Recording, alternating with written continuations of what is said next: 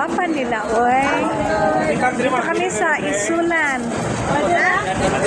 Kay kisa ng bag. Dadone? Pwede naman ko na ibilin. Pwede ra ko na ibilin. Kakinsa man na. Abi pa ang kani. Yadni. The beautiful Ariadne. Mimi Wen. Hi, Mimi Wen. Hello, Tika.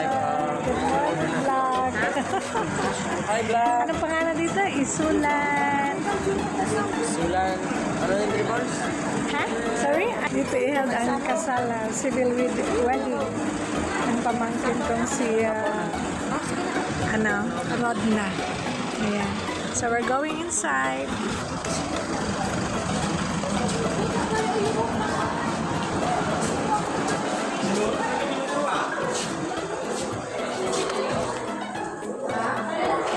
Sira ko ano, Rara. Si Rara Win. Si Rara. Oh, di si ko. Kadili siya. Oh, si Rara nga. Si Rara. Si kagapa. Tanang muli ko na to, muli ko.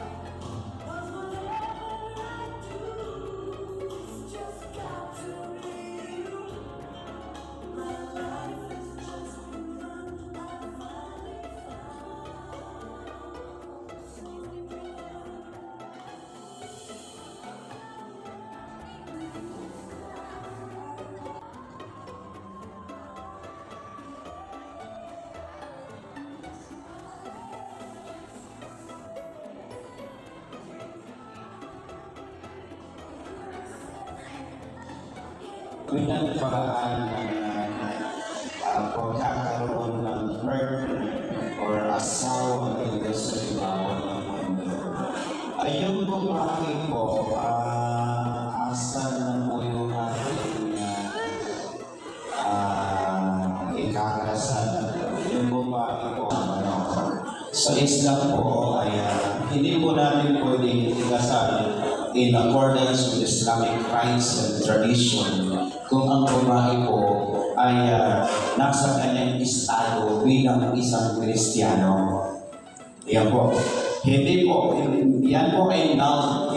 Hindi po siya katanggap-tanggap kung ang lalaki o di kaya ang babae ay mananatili sa kanyang estado bilang Kristiyano o anumang relihiyon bukod sa Islam kung sila po ay ikakasal in accordance with Islamic rites and tradition. So ang ibig ko pong sabihin dito, kailangan po pong makausap yung babae kung siya na po ba ay nabalik Islam na o wala pa, sapagkat yun po ay ating uunahin upang hindi po man-null and void itong ating ginagawa sa mata ng Panginoon. Okay lang po ba sa inyo? Okay, sige. So ang ibig sabihin, kailangan po pong makausap, kailangan natin makausap yung babae para po makapag-testify natin siya at kakausapin natin siya na walang pumipilit sa kanya upang maging isang tunay na Islam at yung papakasal base sa kultura ng Islam. Okay, asan po yung babae? Pwede pong dalhin niyo ako sa kanya para magkausap kami.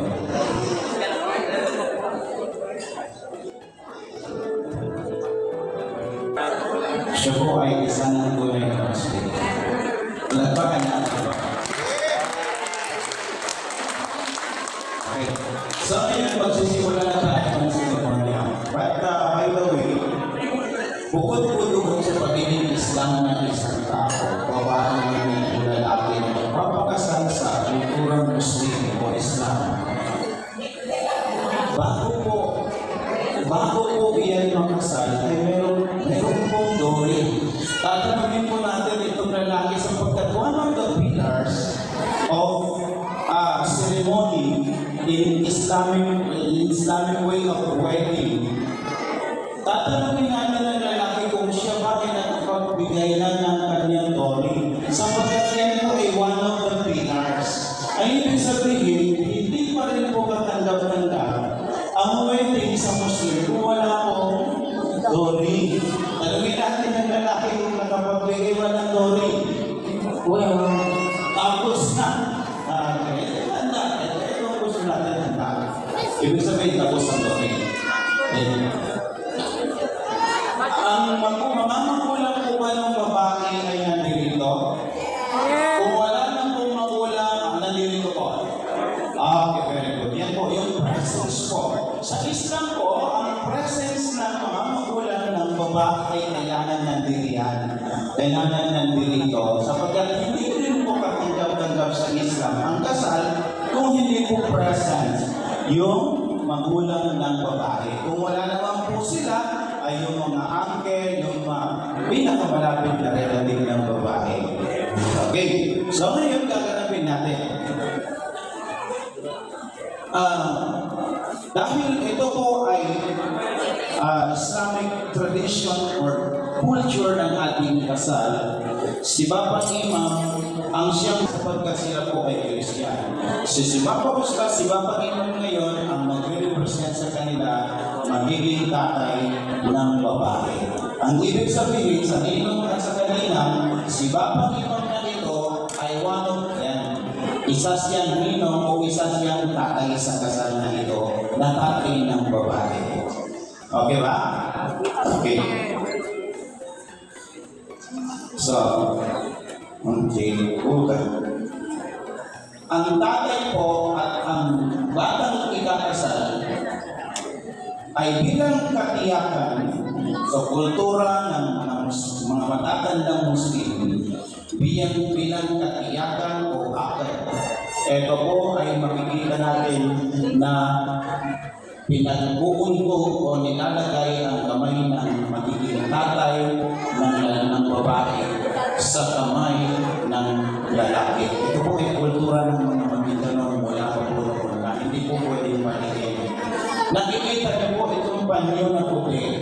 Ito pong panyo na puti ay simbolo na kung magkakaroon man ng kahit na maliit o malaking problema sa pagitan ng ating ikakasal o sa kanilang pamamahay, iyang problema iyan ay mananatili pong lihim at sila lamang po ang may alam. Naintindihan ba na to?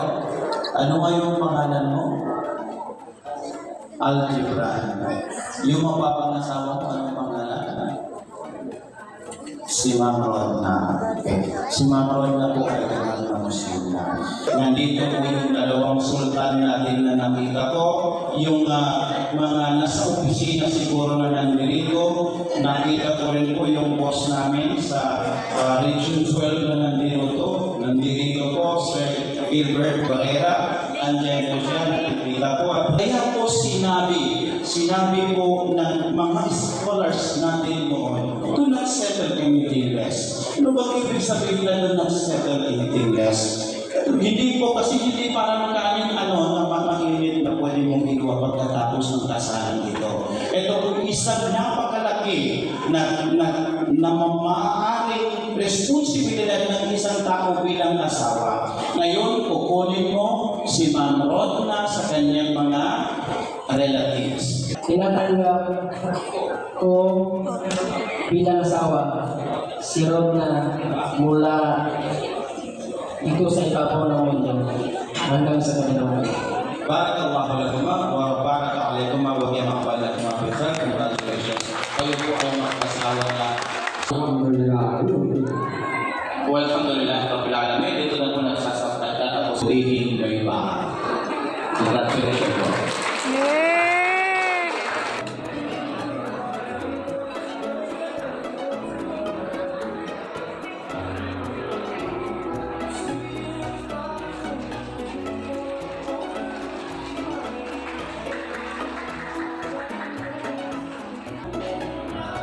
Ayan. Sasunduin na nito ang kanyang bride. After yung nakuha si bride, natapos tayo sa Victoria.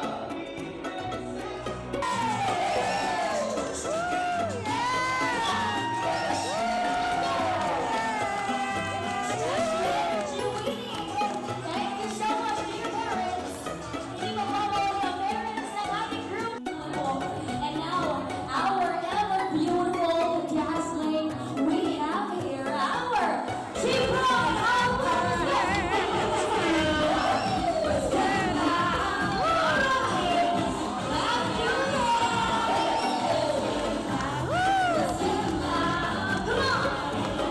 Hindi magpapahuli ang mga gagawang buhay ng Team ladies and gentlemen. That's the energy of my Team And ladies and gentlemen, as you welcome our newlyweds, everyone come on!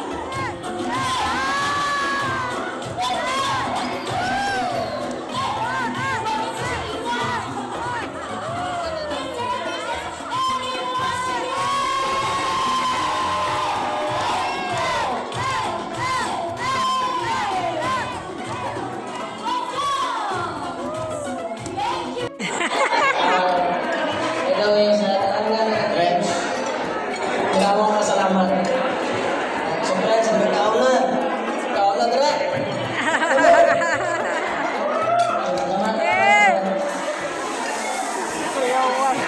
Kuyawan. Asa tanan nga naadiri karon. Thank you kaayo ha nga. Itanggo mo dali tanan. We're so very happy ni Morge kay nagkaisa kita tanan para mag-celebrate niya our special day. So very thank you so much. Lalo na sa family ko, sa all the way from Cebu. Gabi nga pasalamat kay gabi ko nila ang love sa amuha. So kaysa akong mga igsoon ko na lahat na kuya, ang total nga akong last food. So all the way supported sila. Salamat kayo. And then sa ako mga kinong nina, thank you so much. Sa mama, papa ni Morge, nga nasuporta sa rin para kung anak ka makasama,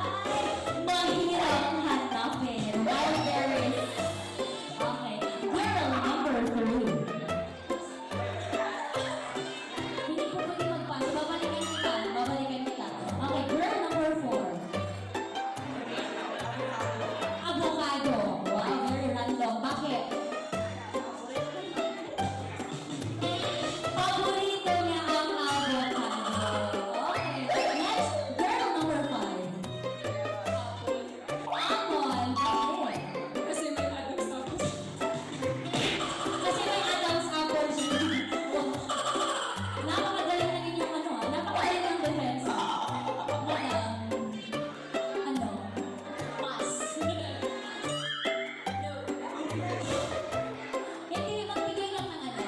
Durian. Bakit? From Davao City. Okay. Durian kasi from Davao City. Ay, nakasipuan siya. Hindi naman siya taga Davao. Siya man ang nag-describe. Okay, siya ang nag-describe. Durian kasi ano? Kasi daw matingin. Wow, durian kasi matingin. Okay. Girl number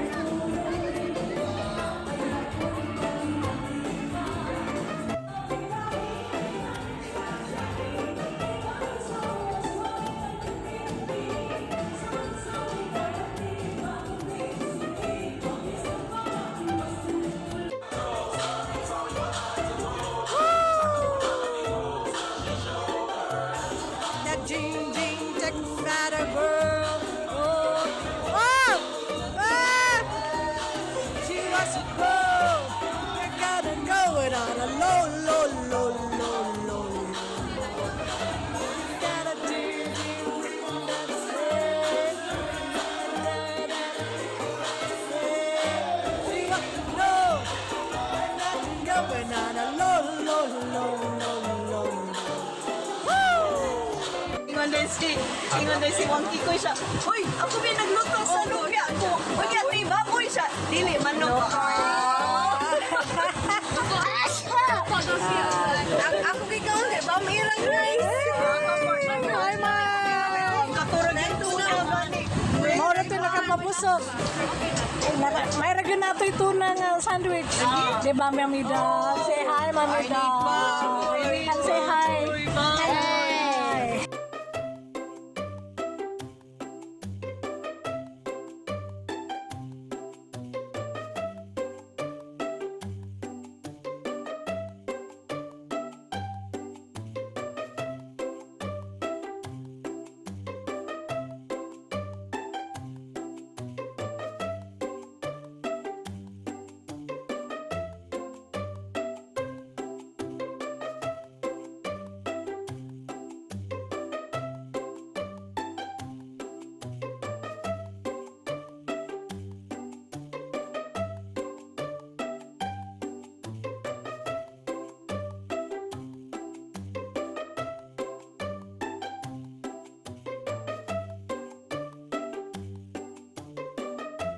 Thank you guys for watching. God bless everyone. See you again on my next vlog. Bye. Take care.